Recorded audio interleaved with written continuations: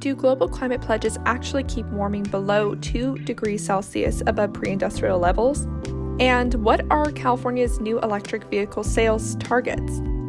Hey y'all, welcome to the Climate Recap from the Beckisphere Climate Corner, your go-to place for international and US-based climate news. I'm Becky Hogue, a science writer. Today is Friday, April 15th. Let's jump right into the news you need to start your day. Let's start with some climate change-induced events. Over 300 people have died now in South Africa, officially making the storm the deadliest on record for the country. The storm was not tropical, but rather brought cold weather and water, with some areas getting 18 inches of rain within a 48-hour period. Over in the U.S., tornadoes are flattening parts of Louisiana, Texas, and Arkansas. The area is also experiencing hailstorms and resulting power outages. There's debate among scientists on how much climate change is impacting tornado frequency and intensity. Meanwhile, a prescribed burn by the U.S. Forest Service went rogue in New Mexico due to unexpected winds, burning down more than 200 homes and killing at least 2 people. Now to some climate victories.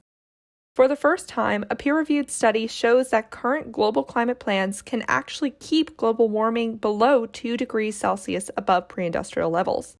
If we follow all of our official and unofficial climate pledges to a T, we can keep warming at 1.9 degrees Celsius. Developing countries need financial and technological support from rich countries to achieve this.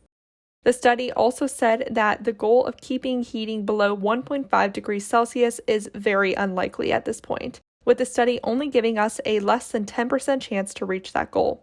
But the fact that a study finally says that our pledges alone are good enough to keep below 2 degrees Celsius of warming is historic. A group of over 100 rapid response scientists from a variety of backgrounds have teamed up with IBM and the New York Academy of Sciences to create the International Sciences Reserve, which is described as a LinkedIn for science.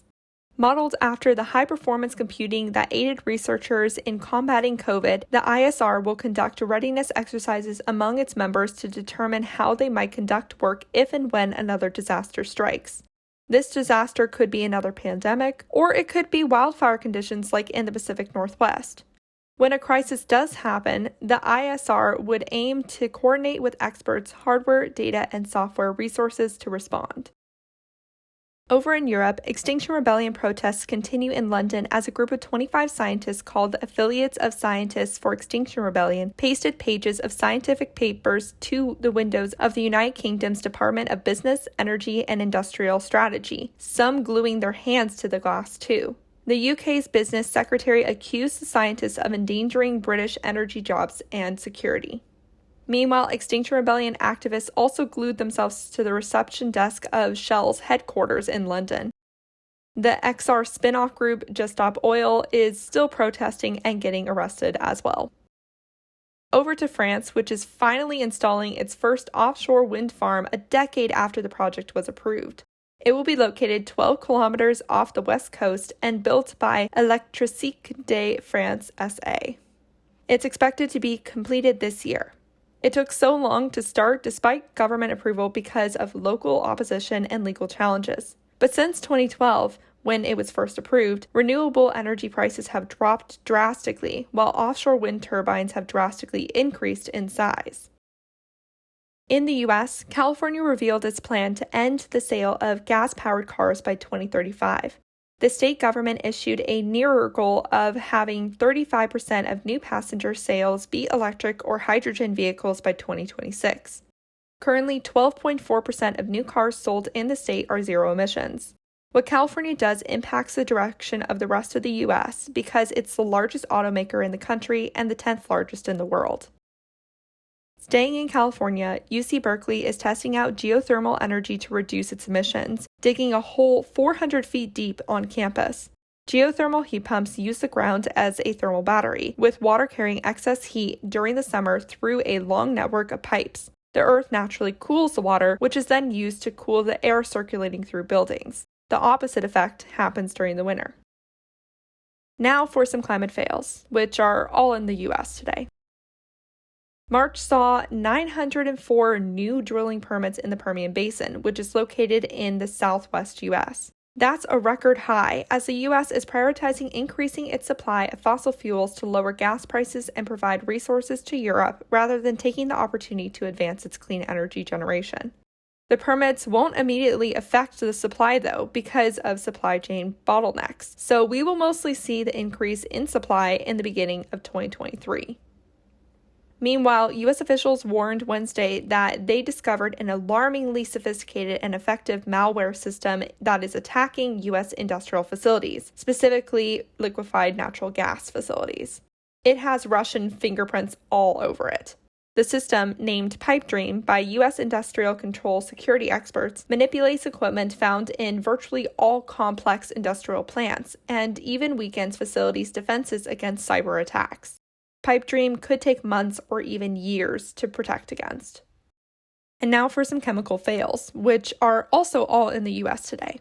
A new report by the Real Urban Emissions Initiative found that in New York City, people of color are 17% more likely to be exposed to small particulate matter from diesel trucks than white people. Particulate pollution has been linked to irregular heartbeat, worsening asthma, and other heart and respiratory threats. A major culprit for this is older trucks that were made before new emissions standards. Trucks made before 2007 only represent 6 to 10% of diesel trucks on the road, but contribute 64 to 83% of fine particulate emissions from diesel tailpipes. Gotta replace those old trucks. And a new study has linked severe black lung disease among Appalachian coal miners to exposure to silica dust in their jobs. This has been suspected for decades, backed with a ton of anecdotal evidence, but this is the first study to show a clear connection between silica and the disease. Scientists have found silica dust lodged in miners' lungs. The problem has actually gotten worse over the years, as the study shows it's more prevalent in modern miners than older ones. Researchers say that this shows that current silica regulations, which are 50 years old, are very much out of date. Okay, let's end with one more climate victory headline. 16 young people in Montana are suing the state government over the state's use of fossil fuels. Called Held versus State of Montana, this will be the first youth-led climate lawsuit in the U.S. to make it to trial.